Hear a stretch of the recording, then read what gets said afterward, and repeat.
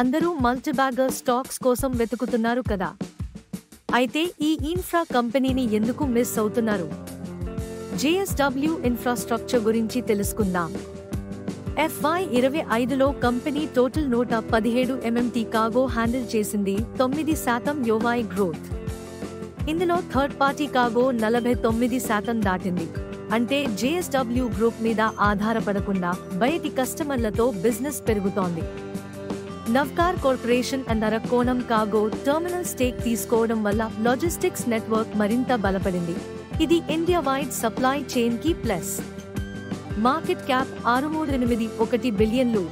FY25లో 4,829 కోట్ల రూపాయలు రెవెన్యూ, 2,615 కోట్ల రూపాయలు EBITDA, 1,521 కోట్ల రూపాయలు నెట్ ప్రాఫిట్.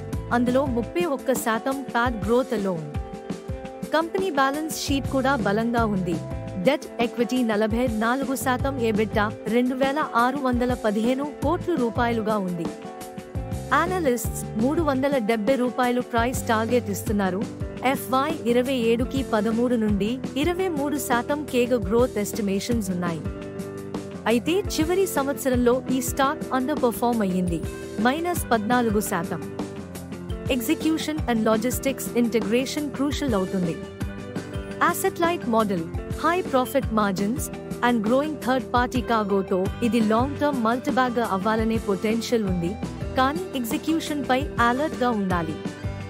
ఇంకా ఇలాంటి యాక్షనబుల్ స్టాక్ అప్డేట్స్ కోసం సబ్స్క్రైబ్ చేయండి AR స్టాక్ మార్కెట్ విస్పరర్స్.